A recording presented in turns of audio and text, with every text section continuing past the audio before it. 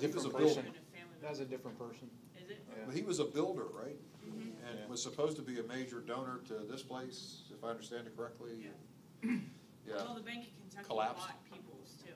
The Bank of Kentucky doubled in size when they bought Peoples. And they bought Peoples, I'm sure, with the help of the FDIC. Peoples Yeah. failed ultimately. Yeah. Ultimately, yeah. You'd be amazed at the help you can get from the FDIC if you're willing to take on another bank. It's pretty substantial. Hey, I think this is another weekend where last week we only had one bank failure. You always look on Saturday mornings, right, because they close all these places on Friday. And I didn't see any indication over this weekend that anybody was closed up Friday. So that may be slowing down ever so slightly. We're still going to have more this year than we had last year, I'm afraid. You still have 850 banks on the FDIC's problem bank list, which is alarming in and of itself in absolute terms. It's even more alarming when you consider that's 1 out of every 10 banks in the country. You have about 8,500 banks, I think 854 on the problem bank list. That is not good, folks. And we expect foreclosures to go through the roof here because some of the incentive programs underpinning real estate have gone away, as you know. So this has got a ways to go. I think I told you in the fall of 2008, I told my graduate students in the Markets and Institutions class that this has got to be the greatest single time we've ever taken this class. And I said the same thing in 2009, and I just got done telling them the same thing in 2010. I'm hoping next year I can say, hey, this crap is finally at least, you can see the light at the end of the tunnel. Because right now there is no light, folks. I don't know, as you know, I'm convinced that we're going to see a double-dip recession. I hope I'm wrong. I really, really hope I'm wrong. I've never hoped I would be more wrong, but I don't see anything that's going to stop it. And, man, it's not a good situation. What's next? Why are secondary markets so important? Cite evidence to support your answer. Okay. Why are secondary markets so important? Nobody wants them, they can't sell them. Yeah, right. There's just such a risk reducer, right?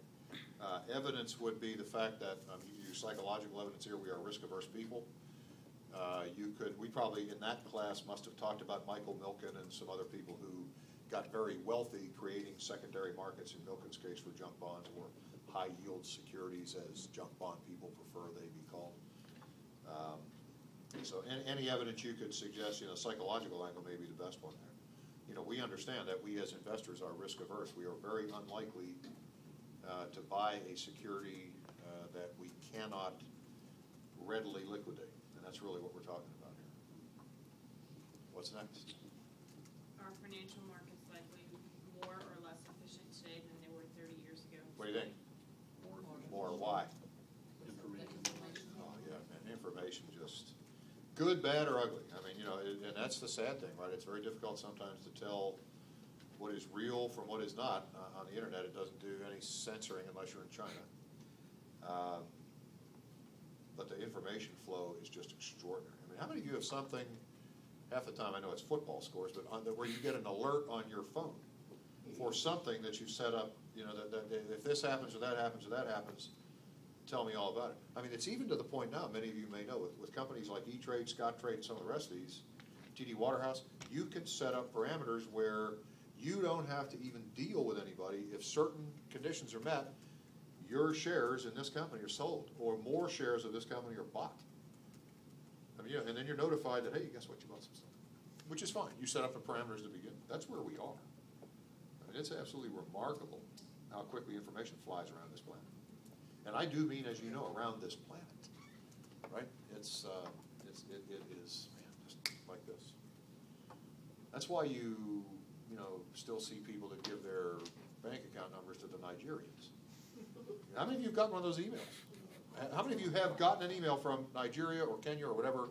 I'm a wealthy prince, and I've got to get money out of the country before my brother steals it, blah, blah, blah.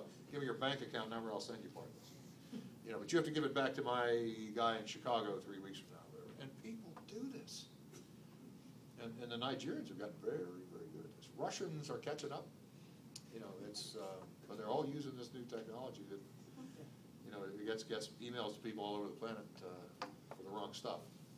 What's next? Why are present values lower, ceteris paribus, when the number of compounding periods increases? Everybody know what ceteris paribus means? We talk about that? It means everything else being equal. In other words, all we're looking at here is what's in that question.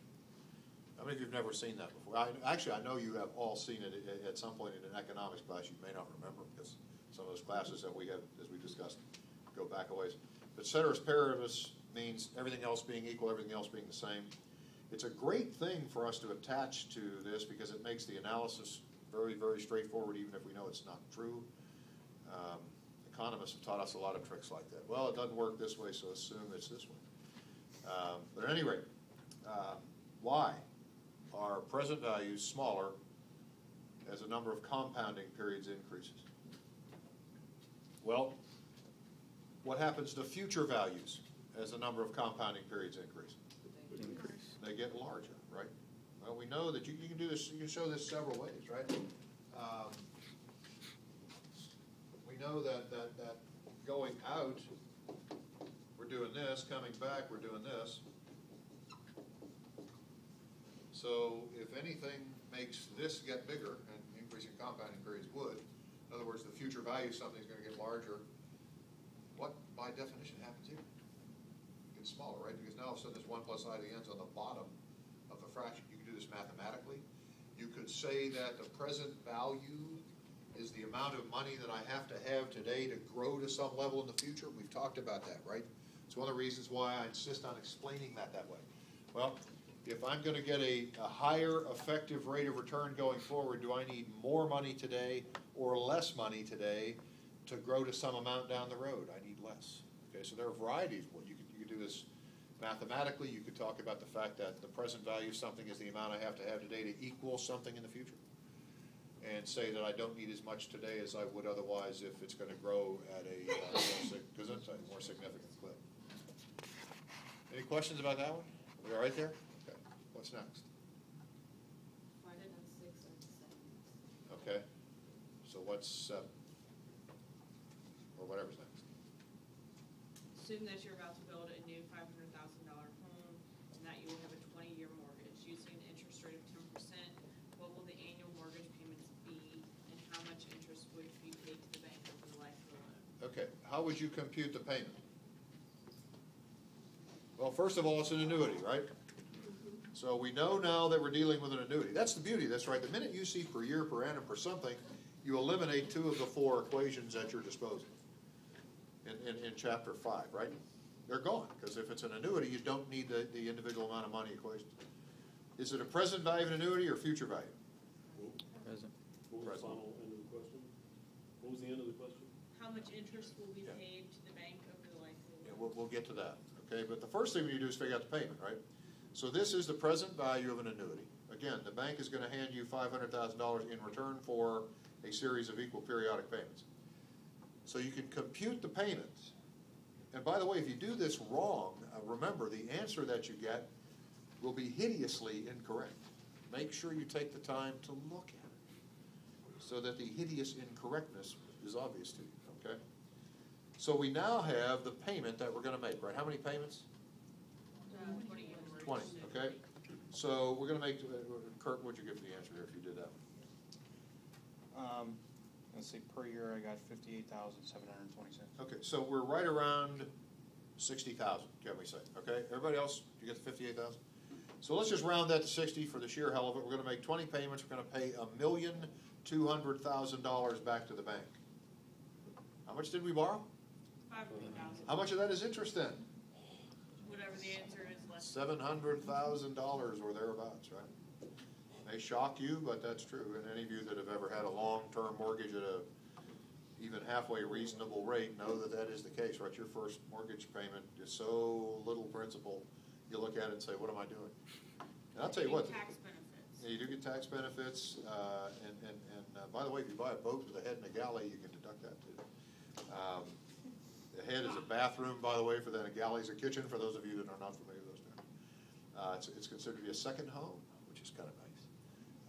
Anyway, again, make sure you understand here, if you compute this wrong, if you treat it as a future value of an annuity, you are going to get an answer that is just ridiculous. Look at it, okay? And I know this is the 27th time I've said this, but some of you will do these backwards, and you'll look at this, and you'll say, damn, I could buy a $500,000